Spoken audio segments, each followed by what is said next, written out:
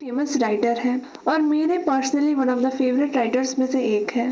तो अगर आप लोगों को आर के नारायण के ऊपर कोई वीडियो चाहिए तो आप लोग कमेंट बॉक्स में ज़रूर बता दें, हम लोग बना देंगे। तो अभी शॉर्ट स्टोरी की बात की जाए तो ये शॉर्ट स्टोरी पब्लिश हुई थी 1985 में आर के नारायण की एक कलेक्शन ऑफ शॉर्ट स्टोरीज के साथ, जिसका नाम था under the banyan tree and other stories.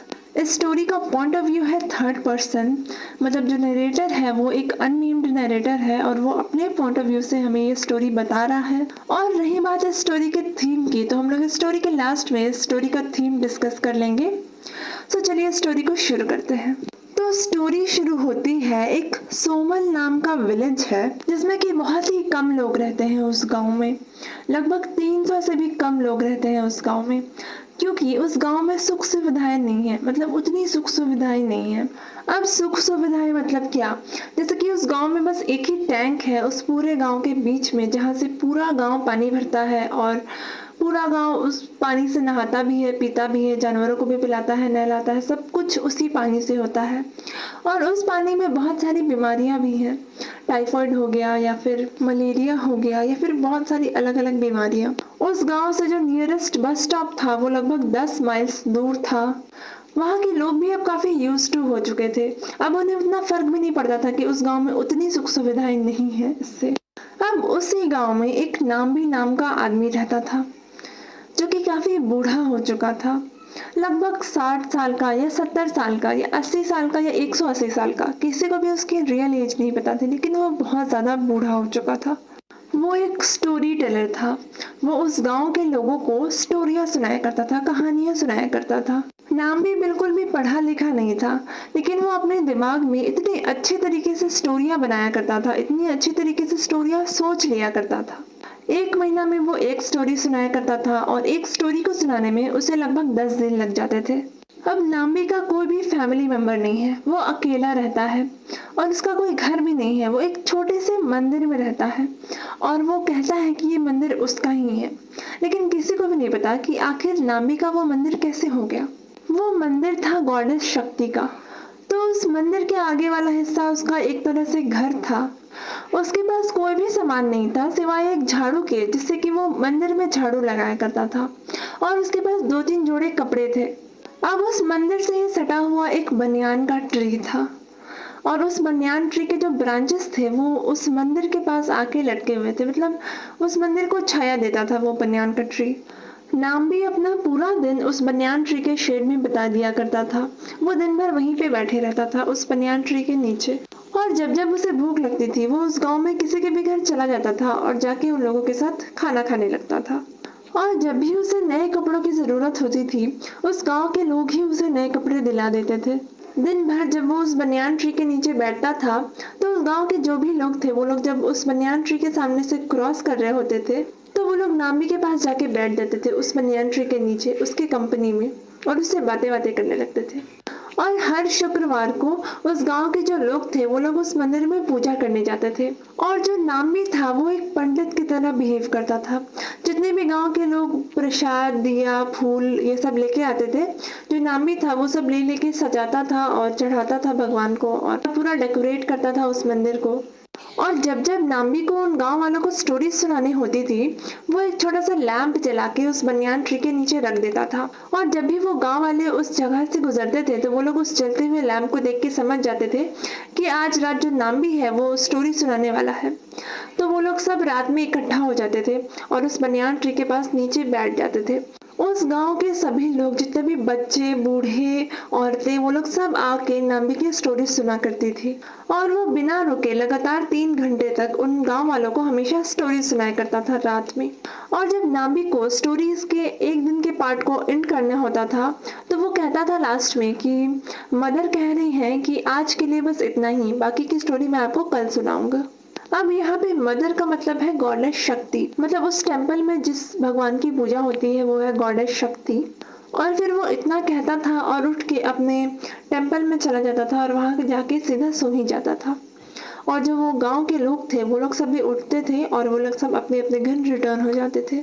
जो नाम्बी की स्टोरीज हुआ करती थी वो हमेशा हैप्पी एंडिंग होती थी, मतलब उसके लास्ट में हमेशा हैप्पी एंडिंग होती थी। जो गांव वाले थे वो लोग नाम्बी की स्टोरीज सुन के हंसते भी थे और नाम्बी की स्टोरीज सुन के रोते भी थे, मतलब हंसने वाले मोमेंट पे हंसते थे और इमोशनल मोमेंट्स पे रोते भी थे। वो लोग हीरोज से प्यार करते थे और विलन्स से नफरत करते थे। लेकिन जब स्टोरी के लास्ट में हैप्पी एंडिंग होती थी तो सारे गांव वाले जो थे वो लोग सब सेटिस्फाइड होकर घर वापस जाते थे और ऐसे ही हमेशा चलते रहता था।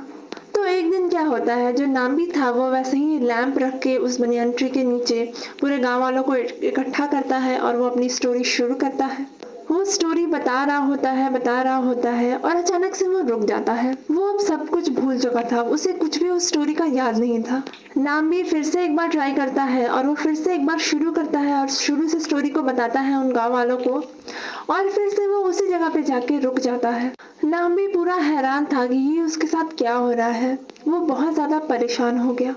जो नाम्बी है वो कहता है कि अभी तो मुझे स्टोरी पता थी, अभी कुछ सेकंड्स पहले मुझे ये स्टोरी पता थी, अच्छे से याद था, अचानक से ऐसा क्या हो गया जो मैं ये स्टोरी को भूल गया। वो भगवान से प्रे करने लगता है कि भगवान मुझे ऐसा क्या हो गया, आपने मेरी शक्तियाँ छीन ली या फिर मुझे क्या हो गया अचानक से ऐसे। और जो गांव वाले हैं वो लोग कहने लगते हैं कि कोई बात नहीं, तुम थोड़ा सा टाइम ले लो, तुम शायद थोड़ा थक गए हो इसलिए तुम स्टोरी भूल गए हो, थोड़ा सा टाइम ले लो, तुम्हें स्टोरी याद आ जाएगी। नाम्बी गुस्सा हो जाता है, वो कहता है कि मैं स्टोरी भूल गया, ऐसे अचानक से कौन स्टोरी भूल जाता है, मुझे अभी तुरंत ये स्टोरी याद थी और मैं अचानक से भूल गया। वो कहता है कि आप लोग रुकिए, मैं तुरंत अभी आप लोगों को स्टोरी सुना रहा हूँ। वो लोग सब ईगरली देख रहे होते हैं नाम्बी की तरफ। उनमें से कुछ लोग जो थे वो लोग नाम्बी को अपना सिंपैथी दिखा रहे थे, तो कुछ लोग एक दूसरे से आपस में बात करने लग रहे थे। तो उनमें से कुछ लोग जो किनारे में बैठे हुए थे वो लोग धीरे धीरे चुपके चुपके उठ के अपने घर वापस चले जा रहे थे। ऐसे ही आधी रात हो जाती है और नाम्बी को अभी तक वो स्टोरी याद नहीं आता है। वो पूरा कोशिश करता है कि स्टोरी उसे याद आ जाए, लेकिन उसे स्टोरी नहीं याद आती है। उसे उसके लाइफ में पहली बार ऐसा फील हुआ कि वो शायद अब बूढ़ा हो चुका है, इसलिए शायद उसके साथ ये सब हो रहा है। नाम्बी बहुत देर तक अपने सर को झुकाए हुए बैठे रहता है और जब वो सर अपना उठाता है तो वो देखता है कि सारे गांव वाले जा चुके थे सिवाय उसके एक फ्रेंड के। वो पूछता है कि तुम भी क्यों नहीं चले गए उन गांव वालों के साथ। तो वो उसका फ्रेंड कहता है कि मैं उन गांव वालों की तरफ से तुम्हें सॉरी कहना चाहता हूँ, वो लोग तुम्हें हर्ट नहीं करना चाहते थे, वो लोग बस इसलिए चले गए क्योंकि वो लोग तुम्हें थकाना नहीं चाहते थे, वो लोग नहीं चाहते थे कि तुम परेशान हो उनकी वजह से, उन्हें स्टोरी सुनानी थी तुम्हें, इसलिए तुम परेशान हो, इसलिए वो लोग चले गए। नाम्बी खड़ा हो जाता है और कहता है कि मैं बूढ़ा हो चुका हूँ, लेकिन मैं बूढ़ा अगर हुआ भी हूँ तो अचानक से एक मोमेंट पे कैसे मेरा बुढ़ापा सामने आ गया। ऐसे बुढ़ापा तो धीरे धीरे आता है, मैं तो धीरे धीरे हमेशा ये स्टोरीज बोलनी चाहिए, लेकिन मैं स्टोरी बोल रहा था और मुझे पूरा स्टोरी याद था और मैं अचानक से भूल गया। तो ऐसे अचानक से बुढ़ापा थोड़ी ना आता है। मेरा शरीर भले ही बूढ़ा हो गया होगा, लेकिन मेरा जो दिमाग है वो बूढ़ा होना नहीं चाहता है। मेरा दिमाग बहुत ज़िद्दी है, वो बूढ़ा नहीं हो सकता इतना जल्दी। नाम्बी अगले पूरे दिन मेडिटेशन करता है और भगवान से प्रे करता है कि प्लीज़ मुझे मेरी शक्तियाँ वापस दे दो, मुझे मेरी स्टोरीज़ को याद दिला दो, वगैरह वगैरह ये सब प्रे करता है और पूरा दिन भर मेडिटेशन करता है। और शाम को फिर से वो उस बनियान ट्री के नीचे वो लैंप जला देता है ताकि वो जो गांव वाले थे वो लोग आ सके उसकी स्टोरीज को सुनने के लिए। फिर रात हो चुका था और सारे गांव वाले इकट्ठा हो चुके थे उसकी स्टोरी को सुनने के लिए।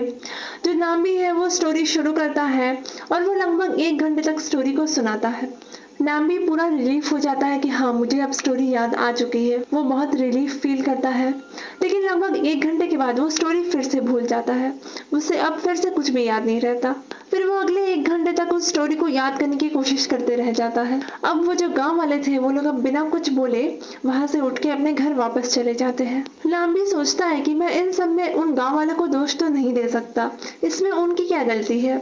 वो लोग अब पूरी रात तो इंतजार कर नहीं सकते कि मुझे ये स्टोरी याद आ जाएगी तो मैं उन्हें सुनाऊंगा। फिर 2 दिन के बाद वो फिर से उस बनियान ट्री के नीचे लैंप रखता है और वो विलेजर्स आते हैं उसकी स्टोरीज को सुनने और वो फिर से भूल जाता है। अब इसके बाद जब नाम्बी लैंप रखता था उस बनियान ट्री के नीचे तो उतना ज़्यादा लोग नोटिस नहीं करते थे। वो लोग सब देखते तो थे लेकिन जाते नहीं थे अब नाम्बी की स्टोरीज को सुनने, बहुत कम ही लोग जाते थे। फिर जो नाम्बी था वो जैसे तैसे करके कुछ भी करके उस स्टोरी को कंप्लीट कर देता है, जैसे तैसे अपने से बना के कंप्लीट कर देता है। उसे शायद अब पता चल चुका था कि ये सब इसलिए हो रहा है क्योंकि उसके मन में एक डर बैठ गया था, एक ऐसा डर कि अब वो बूढ़ा हो जाएगा और उसके बाद वो उन लोगों को स्टोरीज नहीं सुना पाएगा। ये डर बैठ गया था उसके मन में और इसलिए शायद वो उन स्टोरीज को भूलने लगा था, ऐसा नाम्बी को लगता है। अब वो ज्यादातर टाइम मेडिटेशन करते रहता था, वो बहुत ही कम खाता था, एकदम ना के बराबर, और बाकी सारा टाइम वो मेडिटेशन करते रहता था ताकि उसे वो स्टोरीज फिर से याद आने लगे। फिर कुछ दिन के बाद वो एक दिन ऐसे ही उस बनियान ट्री के नीचे लैंप रख देता है ताकि उस गांव के लोग आ सके उसकी स्टोरीज को सुनने के लिए। लेकिन रात हो जाती है और बहुत ही कम लोग आते हैं उसकी स्टोरीज को सुनने के लिए। तो नाम्बी कहता है कि इतने कम लोग क्यों आए हैं, बाकी सारे लोग कहाँ हैं? तो जो गांव वाले थे वो लोग कहते हैं कि हमें तो नहीं पता वो लोग कहाँ हैं। तो नाम्बी कहता है कि अच्छा कोई नहीं, हम लोग थोड़ा वेट कर लेते हैं उन लोगों के लिए। लेकिन ये लोग बहुत देर वेट करते हैं लेकिन कोई भी नहीं आता। तो नाम्बी कहता है कि अब मैं स्टोरी तभी सुनाऊंगा जब सारे गांव के लोग यहाँ पर आएंगे, क्योंकि अब जो मैं नेक्स्ट स्टोरी सुनाने वाला हूँ ये एक बहुत ही इंटरेस्टिंग स्टोरी है, एक बहुत ही अच्छी स्टोरी है जो कि आप लोगों को बहुत पसंद आने वाली है। फिर जो उस गांव के कुछ लोग गए थे उसकी स्टोरीज को सुनने के लिए, वो लोग अब वापस आ जाते हैं अपने घर। और अगले दिन जो नाम्बी है वो उस गांव की गलियों में घूमने लगता है, एकदम जोर जोर से चिल्लाते हुए कि मैं एक बहुत ही अच्छी स्टोरी सुनाने वाला हूँ जो कि आप लोगों को एकदम सुननी चाहिए, आज रात मैं सुनाने वाला हूँ वगैरह वगैरह, ये सब कह के बूढ़ा जोर जोर से चिल्ला के वो पूरे गांव में सबको बताता है जा के। तो फिर शाम होती है और शाम में जितने भी गांव वाले थे वो लोग सब आते हैं उसकी स्टोरीज को सुनने के लिए। जब सब लोग वहां पे आ चुके थे तो नाम्बी उस टेम्पल से निकलता है और वो उन लोगों से कहता है कि जो गॉडेस शक्ति है, जो भगवान है, वही लोगों को गिफ्ट देते हैं और वही उन लोगों से गिफ्ट वापस भी ले लेते हैं। और फिर वो कहता है कि मैं तो सिर्फ एक मैसेंजर था अभी तक, मैं जो कोई भी आप लोगों को स्टोरी सुनाता था वो सारी चीजें हमारे भगवान को बोलनी होती थी आप लोगों से, लेकिन वो डायरेक्टली तो आप लोगों से बात नहीं कर पाते, इसलिए उन्होंने मुझे एक मैसेंजर बनाया और मैं उनके जरिए बोलता था, उन्हें जो कुछ भी कहना होता था वो मैं बोलता था। और अब शायद उनकी जो बातें थी वो सारी ख़त्म हो चुकी हैं, इसलिए अब मुझे कुछ भी याद नहीं आ रहा है, इसलिए अब मुझे कुछ भी पता नहीं है कि अब मुझे आगे क्या बोलना है।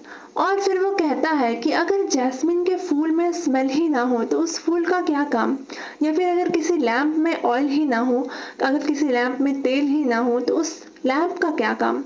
और फिर वो कहता है कि यही मेरे लाइफ के लास्ट वर्ड्स है, इसके बाद मैं कुछ भी नहीं कहूँगा और ये मेरी लाइफ की सबसे अच्छी स्टोरी, सबसे बड़ी स्टोरी भी है।